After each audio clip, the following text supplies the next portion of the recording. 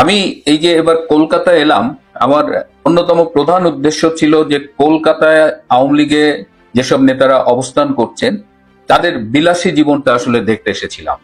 প্রায়ই পত্রিকায় ছাপা হয়, প্রথম আলোতে একদিন ছাপা হয় কলকাতায় নেতাদের বিলাসী জীবন, আরেকদিন বাংলাদেশ প্রতিদিনে ছাপা হয়। একটা না একটা মিডিয়ায় মোটামুটি এই যে বিদেশে যেসব আওয়ামী লীগের বা সহযোগী সংগঠনের নেতাকর্মীরা অবস্থান করছেন তাদের বিলাসী জীবনের গল্প পড়ছি, প্রায় রোজই পড়ছি। কলকাতায় নিজের চোখে আমি কি দেখেছি সেটা নিয়ে আজকে আমি আপনাদের সাথে কথা বলতে চাই। তার আগে একটু বলে নিই, গতকাল কোনো ভিডিও আপলোড করতে পারিনি, কারণ গতকাল সারাদিন ট্রাভেলিং এ ছিলাম, আমি সময় পাইনি। তার আগের দিন সারা রাত আমি মিটিং করেছি, ঘুমাইনি। সো আমি দুঃখিত। এবং মাঝে মধ্যে আমি খুব এক্সটেন্সিভ ট্রাভেলিং এ থাকবো কয়েকদিন, তো মাঝে মধ্যে একটু গ্যাপ হতে পারে, আমি খুব চেষ্টা করি। তো আমি যে কথা বলছিলাম, আমি কলকাতায় যারা অবস্থান করছে তাদের মোটামুটি 90% সাথে আমার কোনো না কোনো ভাবে যোগাযোগ হয়েছে, আইদার ফোনে অথবা আমি দেখা করেছি। তা আমি প্রথমে বলছি, আমি বাসায় গিয়েছি, খুব ধনী বিলাসী নেতাদের বাসায় গিয়ে দেখলাম যে নেতারা ফ্লোরিং করছে, মাটিতে একটা তোষক বিছিয়ে ঘুমায়।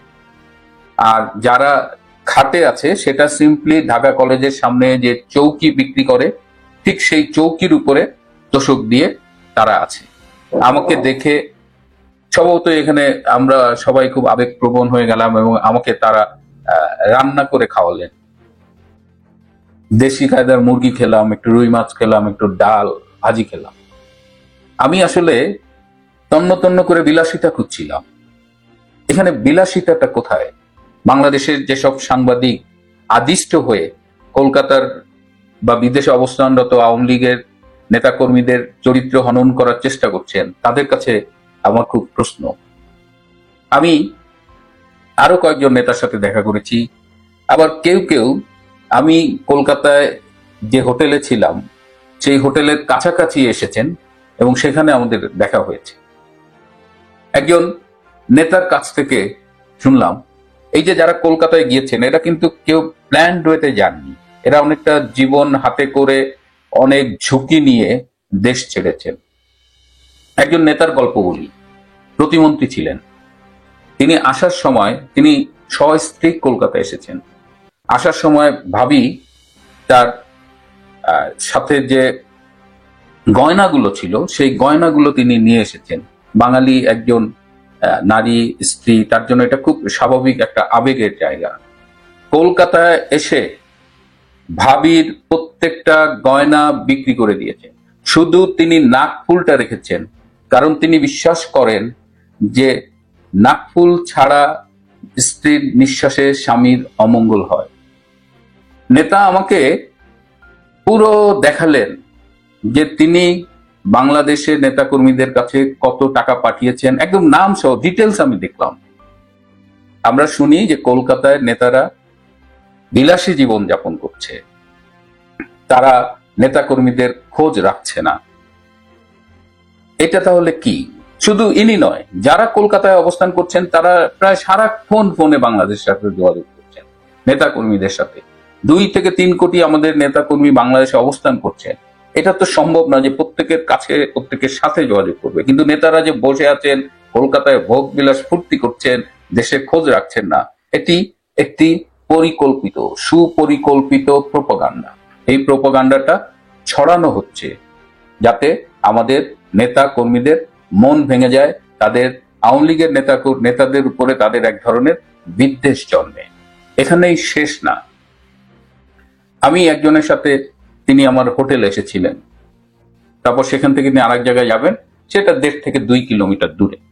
তিনি আমার হোটেলে এসেছেন পাবলিক বাসে চড়ে, এবং তিনি 1.5-2 কিলোমিটার যে যাবেন তিনি হেঁটে যাবেন। এই লোকটা ঢাকা শহরে সরকারি প্রোটোকলই পেতেন, তার ব্যক্তিগত নিরাপত্তার জন্য বাহিনীর লোক থাকতো। সে এখন কলকাতায় বাসে চড়ে 1.5-2 কিলোমিটার। তিনি বললেন যে চলুন না হেঁটে যাই। আমি তাকে জোর করে, কলকাতায় এমন গরম পড়েছে যে দরদর করে ঘামতে হচ্ছে, গা আঠা হয়ে যায়, আর আমার জন্য তো আরো কষ্টের। আমি তাকে জোর করে উবারে উঠিয়েছি, তিনি উবারে কিছুতেই উঠবেন না, বললে একটু খাটি। তারপর আমি নিয়ে গিয়েছি। আমাদের আমার টুকটাক কাজ ছিল, অস্ট্রেলিয়ান হাই কমিশনের যে কনসাল জেনারেল অফিস আমি গিয়েছিলাম যে ভোট দেওয়া যায় কিনা। খাওয়ার সময় হয়ে গেছে, 3:30 বাজে, আমারও খিদা লাগছে, আমার সাধারণত দুপুরের খাওয়া খাই না, কিন্তু এত হাঁটাহাঁটি করো।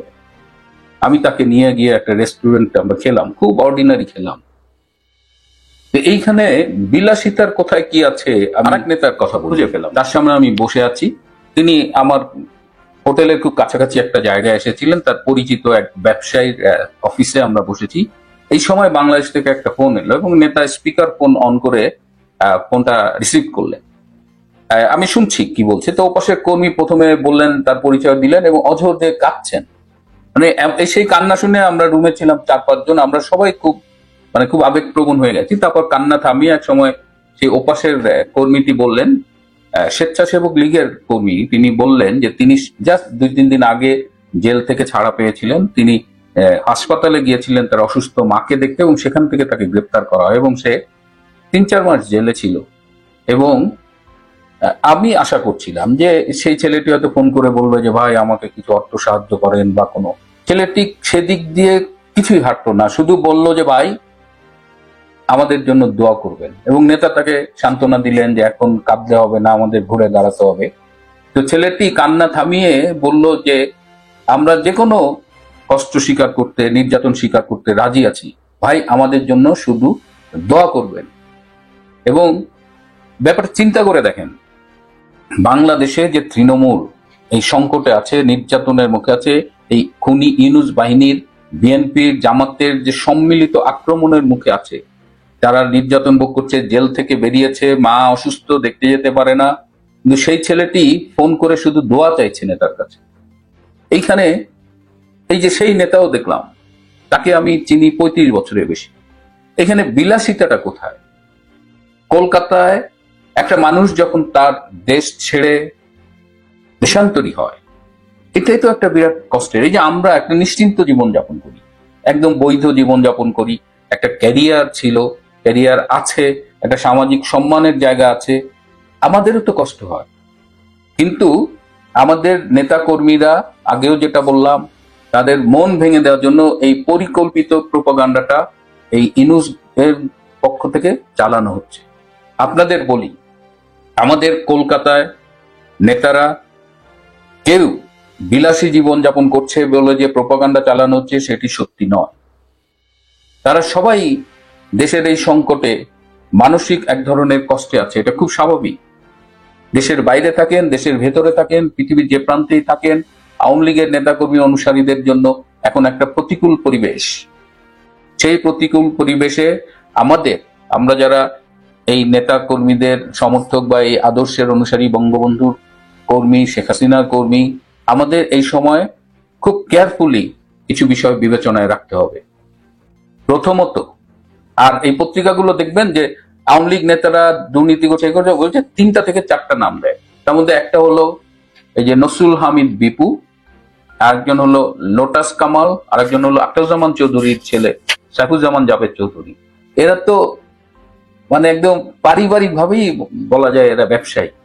এরা রাজনীতি না করলেও এরা তো ব্যবসায়ী, এদের নামটা বলা হয়।